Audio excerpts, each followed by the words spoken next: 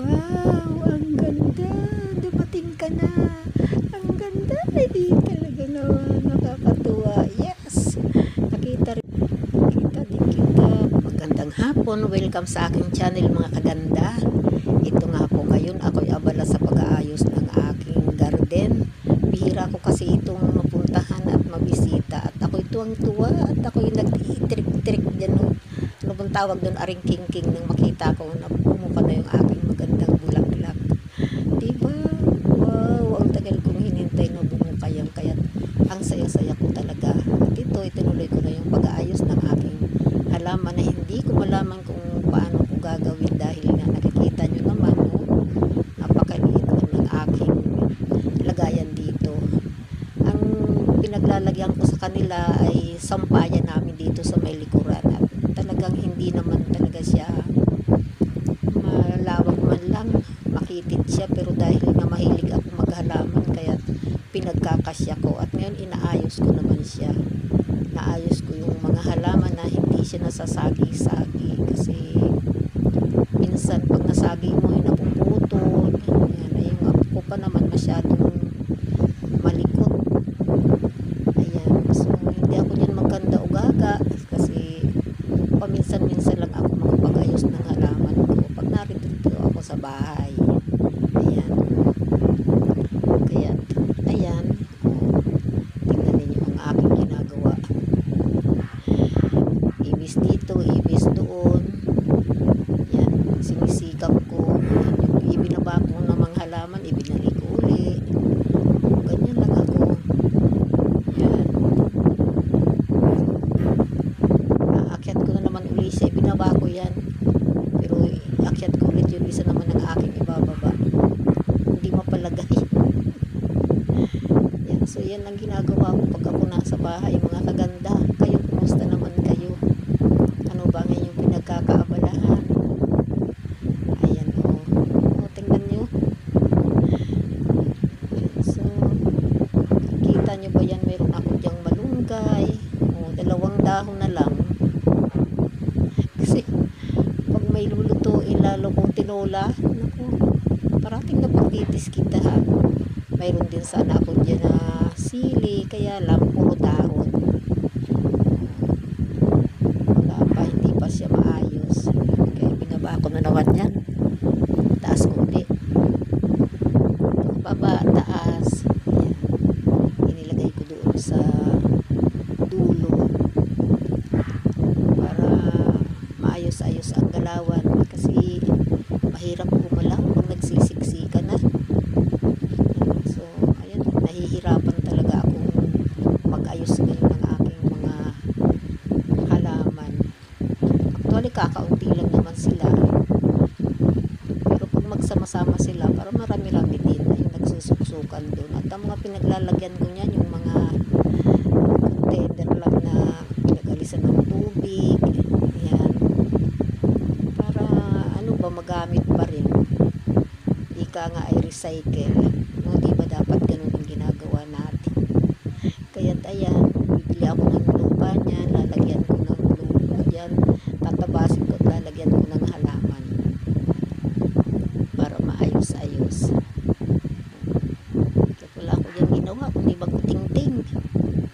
Nag-aalis ako ng mga tuyong dahon, sayang nga lang hindi ninyo nakikita kasi nakaharang yung halaman ko dito sa unahan. Yan. Kahit hindi ninyo namasdan yung ganda nung doon sa likod. Pero hindi naman siya talagang maganda. Pero sa akin, siyempre, nagagandahan ako. Halaman ko yan eh. Diba? O, yan yung malunggay ko, oh. Kita nyo ba yan? Yan, 2 dahon na lang. Alam mo yung mga halaman ko, siguro nagsasalita yan. Sasabihin nyo. Nahihilo na sila. O, nakita ninyo yung aking sili. Ayan, may isa akong sili dyan. Yan ang pinakamalaki. Hindi ko alam kung saan ko na naman siya ilalagay. O, hanggang isuksok ko na dun sa gilid. Kasi pag narito siya sa unahan, sagi dito, sagi doon, baka magbubulaklak na siya. Kasi hindi makapagbulaklak. Kasi parang, ano na, labog na yung katawan niya.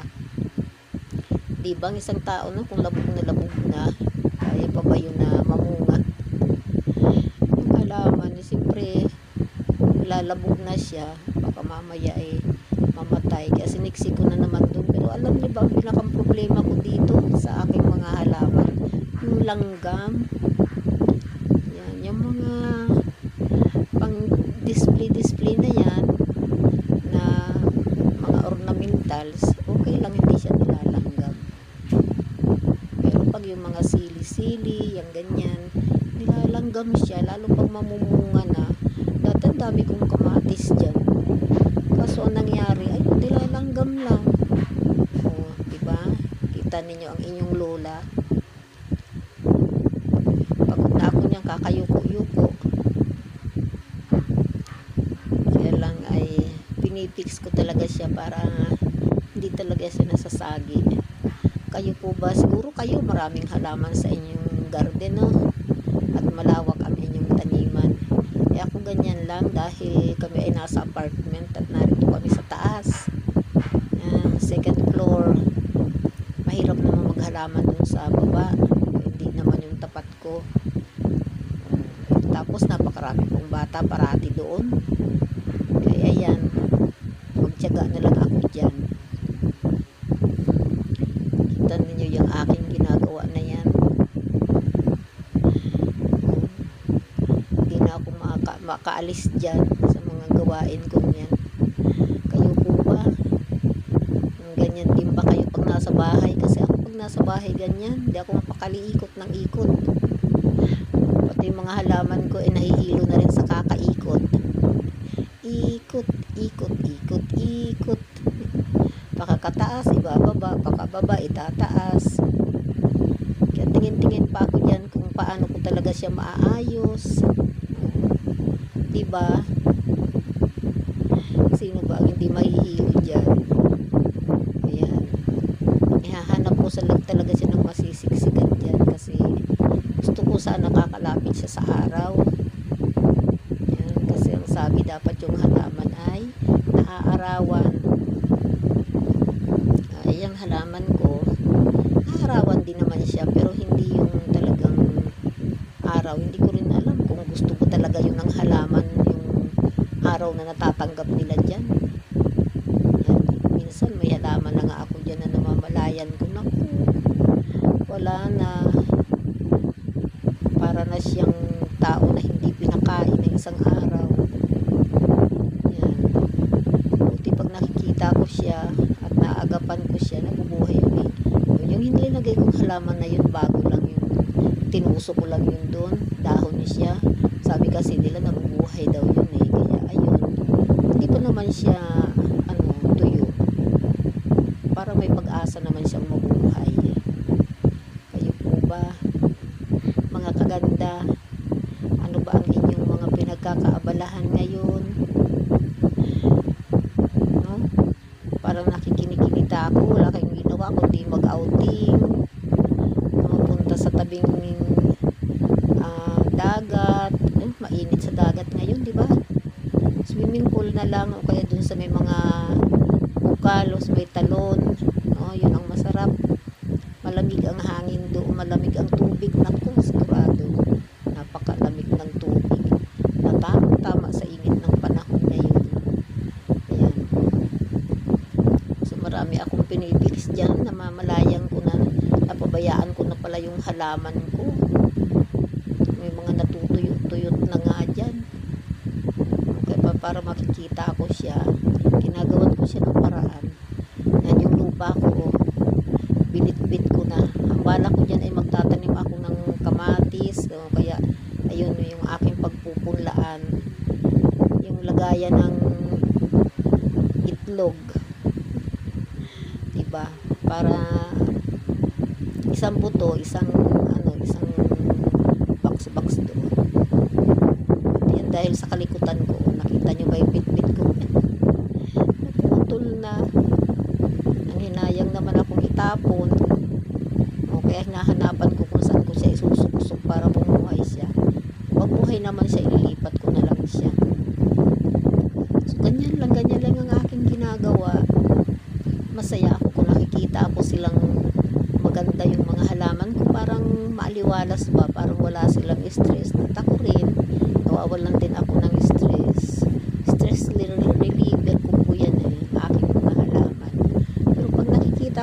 malungkot na yung parang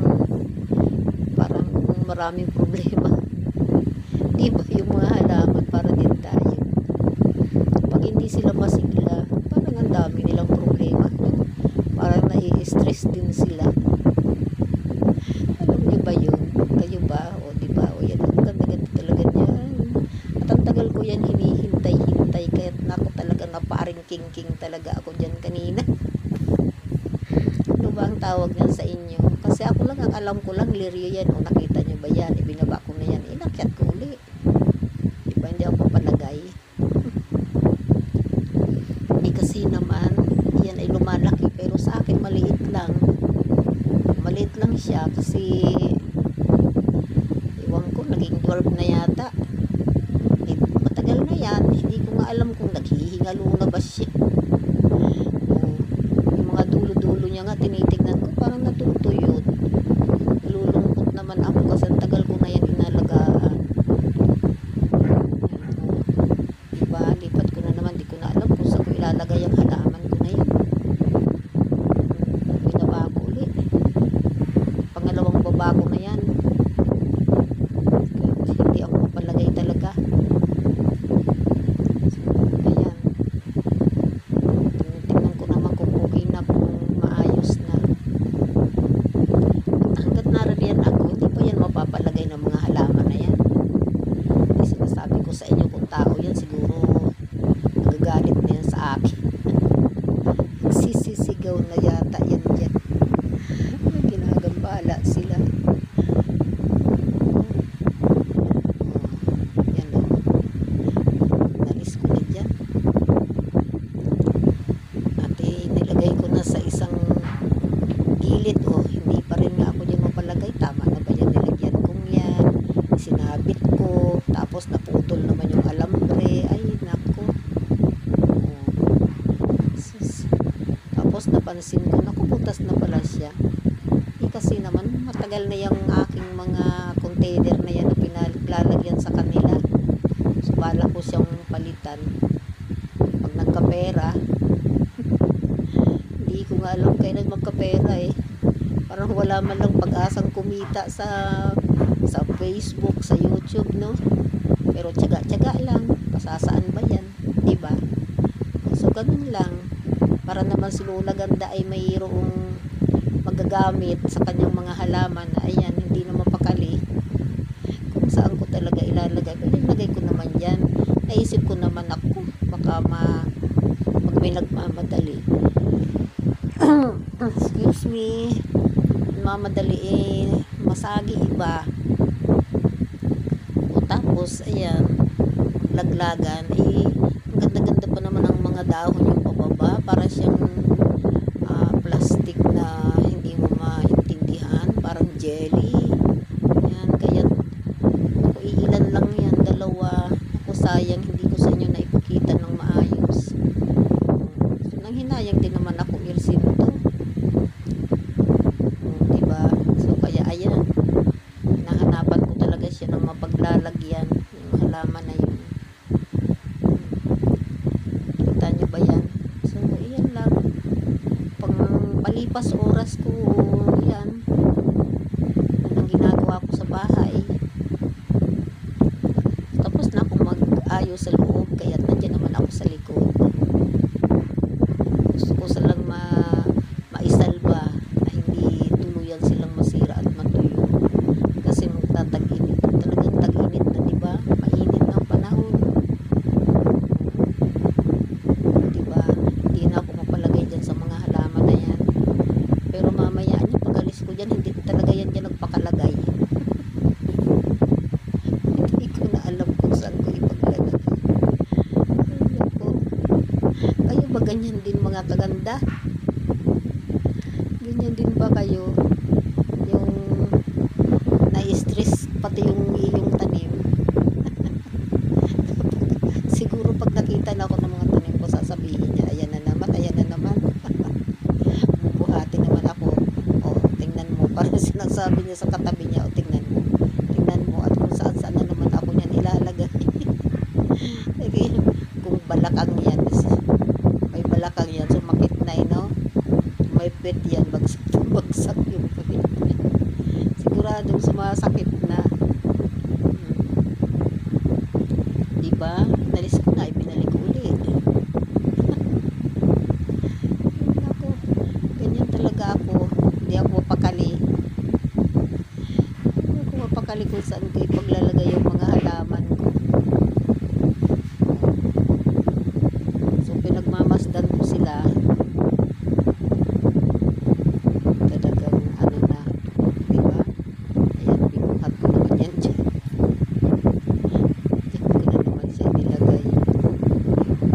Kasi doon sa sulok parang hindi naaarawan kasi putla ko na rin. Tingnan nyo, so pag ganyan lang, galing na yan dyan, inalis ko tapos ibinalik ko ulit dyan. Hindi ko malaman, mahirap kasi talaga pag maliit ang lugar mo, diba? Wala kasi kung magandang lugar dyan. Kahit saan ako pumunta, maliit yung lugar talaga. Maganda talaga sa probinsya, di ba? Parang gusto kong pumunta na ng probinsya. Malagi na kaya ako doon at magagarden lang. Doon naman ako sa sulok, sa taas. Yan, inuusok ko yan. Oregano yan. Lalaki ng dahon. Sayang hindi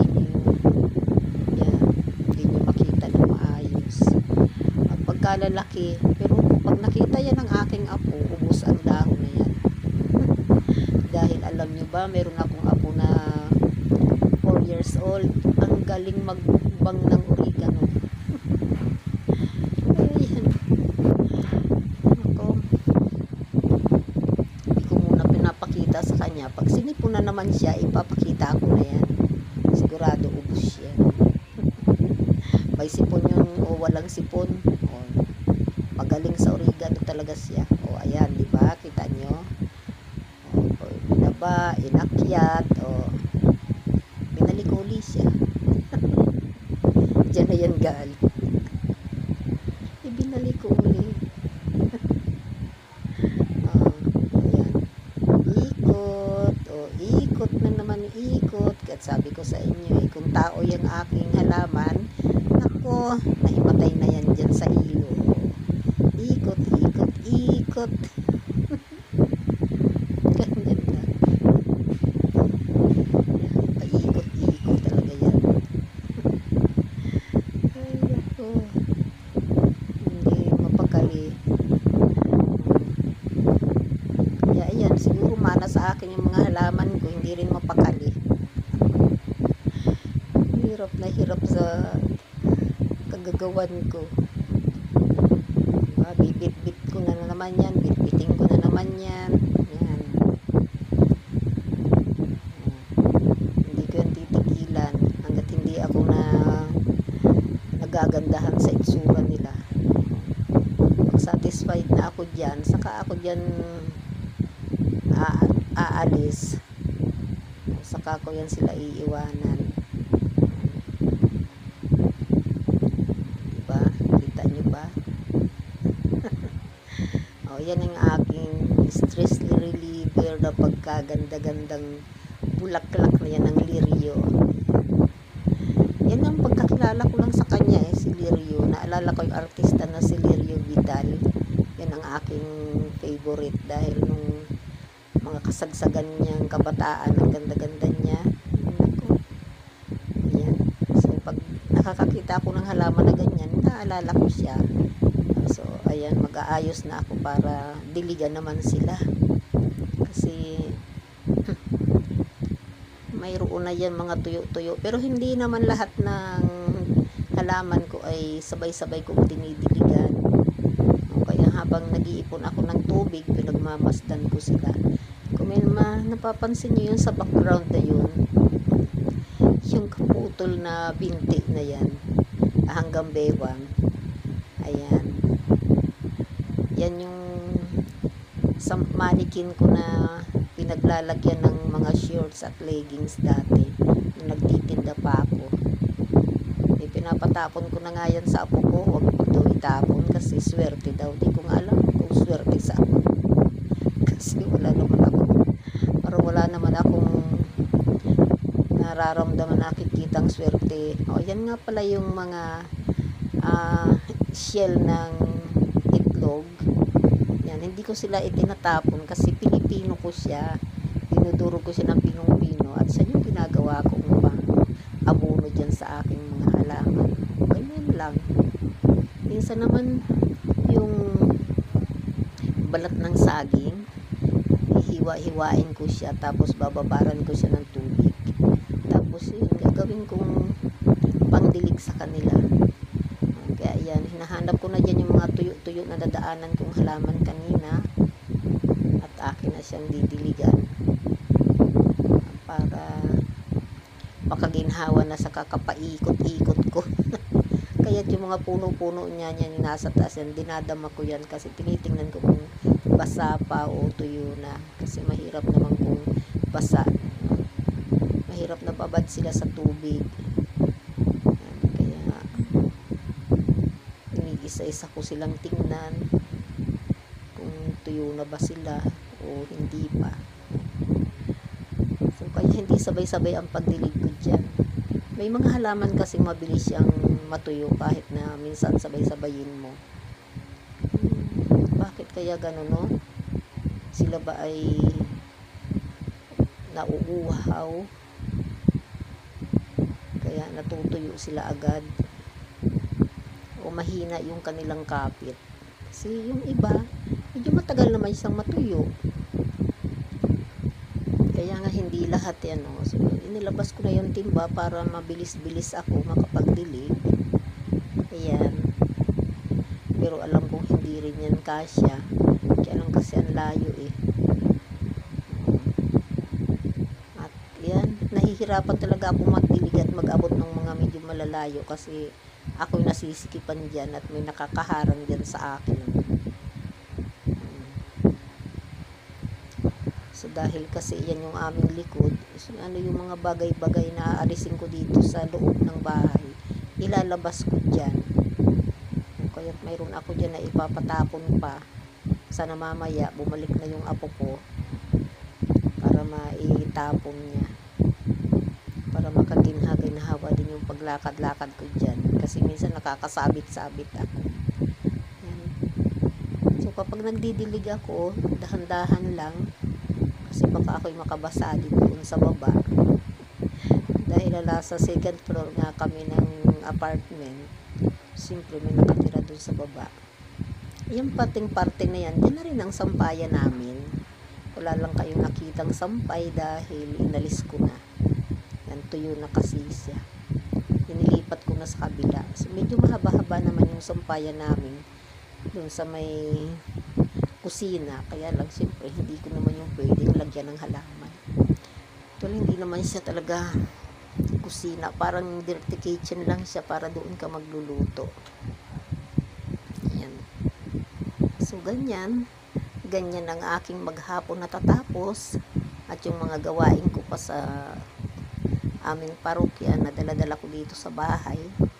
Katulad ng mga bibinyagan. Walang mga pambayad sa pagpabinyag, pagkuha ng mga 3 simbahan na kailangan puntahan para makakuha sila ng nurikudo baptism. So yun yung aking pinagkakaabalahan din. Kaya minsan yung katawan ko kung hindi pagod, yung utak ko pagod. So maganda na rin exercise sa isa-isang katulad kong senior para hindi agad magka-Alzheimer, di ba? Katawan, isip, dapat parating magkasabay din, no? Para hindi talaga tayo agad nakakalimot. Hirap kasi kung biglang tanungin ka kung anong pangalan mo. Kasi hindi mo na alam kung anong pangalan mo dahil nagka-Alzheimer ka na pala. Hindi mo alam kung saan ka uuwi. Naku, wag naman sanang mangyari sa ating lahat yun, di ba? Kasi nakakalungkot pag mga napapanood ko, kasi mahilig ako manood ng mga Korean novela. Yan. So, tuwan-tuwa talaga ako sa laman kong yun. Kasi dadaan talaga ako, kala mo may bata na cute doon. Cute naman talaga siya. So, tinitingnan ko kung sapat na ba yung kanilang mga tubig para naman hindi sila mamatay. So ganyan lang ang aking ginagawa kapag nakikita ko na medyo ano na sila, lalagyan ko na sila ng mga pinino kong shell ng ano yung pinag-alisan ng itlog. Yun lang, diba? So maganda na rin libangan. Hindi kasi ako, parang hindi ko kayang mabuhay ng walang ganyan, walang halaman. Paglabas mo wala lang. Ay nako, nakakapanghina pag ganun. Kaya gusto ko may nakikita akong natural na ginawa ng Panginoon. Yan, yung mga halaman. So maganda rin kung pag wala ka nang ginagawa, na upo-upo ka dyan para ano bang tawag dyan, nilay-nilay o manahimik. So sanay naman ako ng ganun.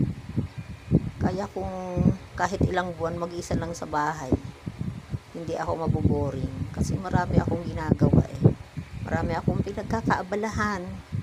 Yan, kaya't kahit hindi ako siguro lumabas ng ilang buwan, basta't ako ay mayroong halaman dyan, mayroon akong cellphone, o may mga ginagawa ako dyan. Tuwali kahapon naglaba ako, dami ko nang nilalabahan, pero hindi naman yung gamit ng mga anak ko ha, yung sa akin lang naman. Kasi malakas pa naman ako, ayaw ko na umaasa para sa mga personal kong gawa. Yan. So, pagkatapos nakadilig na ako, dito naman tayo sa ating maliit na lababo. Yan, kaya't iinikot ko na kayo.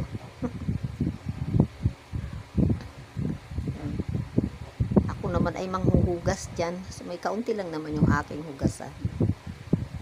Yung mga pinagkainan ng almusal kasi nagsialis na yung mga nagsikain dyan. Ako naman kasi sa umaga hindi ako kumakain ng kanin, basta't may kape lang ako dyan, tinapay, okay na yun. Yan, ano, hindi okay ang boses ko, no? Sa bagay, dati naman ng ganyan. Nagtaka pa ako, no? Hindi, kasi medyo may sipon yung aking lalamunan. Dahil siguro sa parating nahahamugan. Kagabi nga, anong oras na naman ako nakauwi ng bahay, so umalis ako ng 9:30, bumalik ako ng 9:30 din. Biruin mo yun, isang araw sa labas.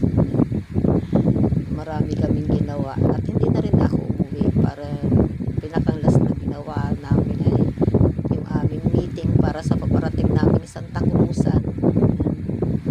Kasi para ma-fix na yung mga gagawin, para hindi na tayo nagkakagahol-gahol na nagkukulang sa oras, nagkukulang sa araw. Ay naku, ang hirap ng ganun. Siyempre naghahanap na kami ng mga sasali para sa Santa Cruzan, at first time ko yung gagawin dito sa aking bagong linipatang simbahan. Pero ginagawa ko naman na yung kasama ng aking grupo dati kong simbahan. Ngayon yan, first time. Yung unang Flores de Mayo namin, nagkaroon lang ako ng mga batang Ave Maria. Yun lang. So ngayon, talagang ikinus na namin. Naghanap na ako ng mga makakatulong para ipaglaban namin na kailangan ng yung Santa Cruzan ay nanggagaling sa loob ng parokya, simbahan. Kasi diba, yun yung ating mga gawain dati, yung ating mga traditional na gawain. So, yun, gusto kong maibalik, makita naman ng mga bata, hindi yung naglalakad yan sa daan ay puro bading, di ba? Nagpakagawn, mga bading naman. At saka ano ba yung wala namang kahulugan yung kanilang ginagawa, kundi nagpapasaya din lang sila sa tao. Yun yung kahulugan lang yung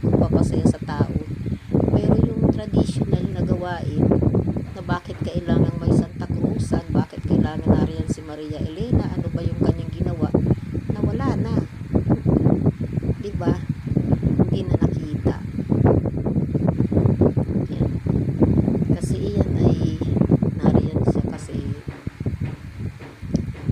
bago umakyat si Jesus sa langit, di ba? Nung namatay si Jesus, pag-akyat niya sa langit, si Maria Elena ay nag-iikot doon sa mga pinagdaanan ni Jesus, saan siya nadapa, saan siya inilibing, yung mga ginawa niya, hinahanap niya yun, kaya nga may mga krus, may mga pako, at yung mga pako na yun ay talagang nakatulong sa kanya, sa mga pangangailangan noon ng kanyang bansa. Yan yung ginawa ni Maria Elena. At ayun, ito ang traditional ng ating bansa nang dumating dito yung mga ano yan, yung mga galing mga Kastila, sila yun ang nagsimula ng Christianity dito sa Pilipinas, diba? Alam naman ninyo yun, mga kaganda. So ibalik lang natin para nakikita din ng ating mga anak na, yung mga apo-apo natin, kasi nawawala na nawawala na yung tunay na kahulugan ng Santa Cruz. Yun. So, kaya ayan, kahit mahirap, kahit medyo pagod, medyo nakakatuwa na rin. Kasi nararamdaman na natin na magiging maayos ng lahat. So, sana maging maayos ang lahat para sa ikauunlad ng ating simbahan, diba? So, kaya ayan, ako habang malapit na rin naman ako dyan makatapos ng aking paghuhugas ng pinggan, no? So ako ay nakikiusap sa inyo, please naman paki-like at subscribe naman ninyo ang aking channel. Pasensya na kayo, nakakaboring ba ako? Nakakaboring ba yung panoorin ko? Sorry po. Yan, nabuboring kayo, please paki-subscribe naman po ako, paki-like, at pwedeng i-share, paki-share na rin po, diba? Para naman ako ay nakahingi ng gift sa inyo, diba? Maraming salamat po sa inyo. Salamat sa inyong panunood. God bless you po sa inyong lahat. Yan, pagpalain kayong lahat ng may kapal. At sana minsan ay makadaupang palad ko kayo. Siguro no, kapag lumaki na yung aking subscriber at kapag kumita ako, malay ninyo, bigla akong napunta pala sa inyong lugar, diba? Kayo ay, at ako'y makita rin ninyo, ay si Lola ganda pala yun, bakit hindi maganda? Totoo ba yun? So pasensya na pala kayo dyan, oh. Hindi na nakita yung aking ulo, katawan na lang, naiwan yung ulo. Sa bagay wala namang special doon sa ulo ko, diba? Walang special. Kaya okay lang siguro na hindi ako natingin sa inyo. Baka magsawa naman kayo sa aking mukha. Yan, sabihin ninyo, che, baka ganun ninyo pa ako, pasabi-sabi ka pa ng Lola ganda, di ka naman maganda. Pero hindi pwedeng hindi pwedeng maghintay ako purihin ng iba, ha? Kaya ayan, sasabihin ko, maganda ako, maganda ako, diba? Pangit lang yung boses. Hirap pala, no? Pag yung boses mo talaga ay pinagod mo na ng pinagod ng mga kabataan mo. Ayan, pag nag-senior ka na, parang senior na rin yung boses. Ay, ano ba yan? Bakit ba ganyan? Ay, ako. Nakakatawa. Oo. So, kaya ayan. Hindi ko na rin ma-explain ng maayos kung at masabi sa inyo bakit nagkaganon yung boses ko. Dati naman, nag-choir naman po ako dati. Choir po ako sa aming simbahan dati. Pero hindi ko rin alam kung nagagandahan ba sila sa boses ko. Basta't ako'y kasali sa choir. O, diba? At ako ay magka-choir. Ay bahala sila. Basta't ako, diba? Ako nagagandahan ako sa boses ko. Kayo bang mga kalola? Nag-choir din ba kayo dati? Siguro nga ang gagaling ninyo kumanta, no? Ayan. Ako, anak ko, ano bang tawag doon? Yung nagmamagaling na hindi magaling. May paborito akong kanta. Ako ang nagwagi. Yan. Ganun lang. Tapos may isa pa yun. Naitago ko ang puso kong suwi. Ay. Sawing palad. Ay nako. Dami ko tuloy na alala. Yun ako. Diba? Kapag ikaw ay may nangyayaring kalungkutan sa buhay mo, sabi nga, huwag may pahalata. Naku, kaya papahalata, wala namang sa iyong lalapit kapag nakita kang umiiyak. Ay, naku, may makikiiyak ba? O, diba wala? Pag sinabi mong ikaw ay walang kinakain, may magbibigay ba? Tatawanan ka pa. Pero meron din namang iba na nagmamalasakit, diba? O sana nga, no, lahat ng lalapitan natin ay talagang nagmamalasakit. Pero sa mga kabiguot sa buhay, naku, itawa na lang natin yan. Malalampasan din natin yan. Ako nga, oh, ayan, dumating na rin ako sa pagka-senior. Oh, hindi ko naman yung yung mga sa akin, mga kulang, mga wala, ay hindi ko iniisip yun. Basta ako binibigyan ng buhay ng Diyos, masaya ako. Diba? Kayo ba masaya din? Walang ulam ba dyan minsan? O wala talagang pagkain minsan? Okay.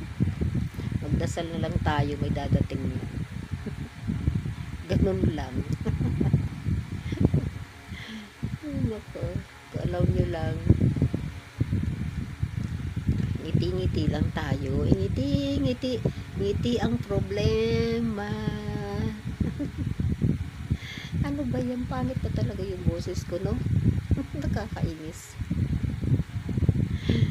Kasi kapag hindi ka marunong ngumiti, lalo kang papangit. Lalo kang tatanda. Eh nako, hindi maganda ang stress, nakakabaliw yun, nakakamatay. Ay, sino bang gusto nang mamatay? Gusto na ba ninyong mamatay? Ay ako hindi ko pa gustong mamatay, bahala sila dyan.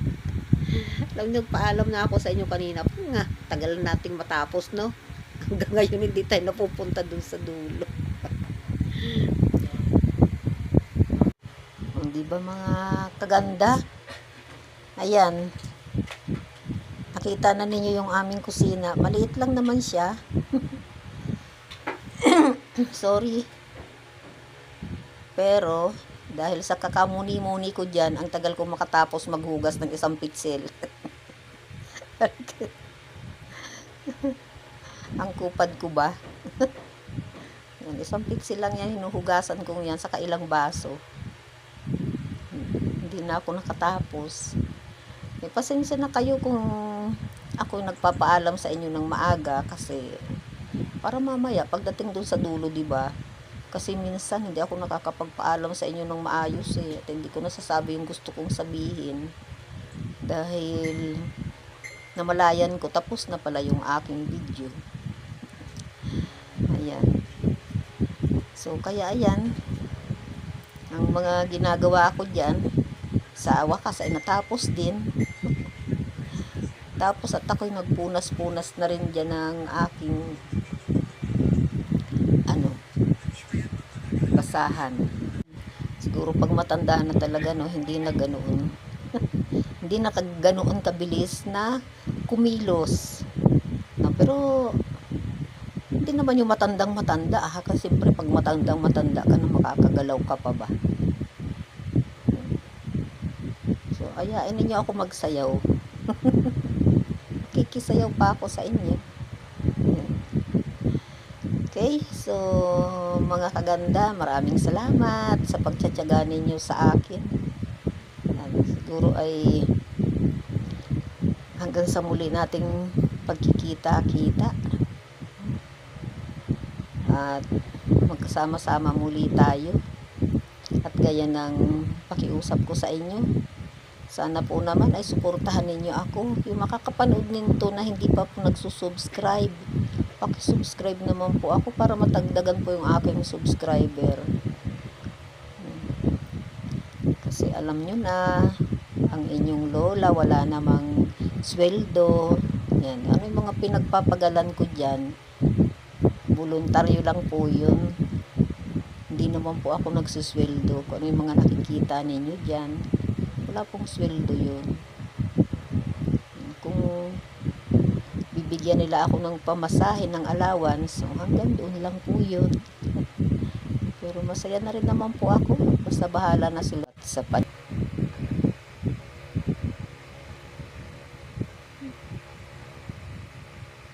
saan?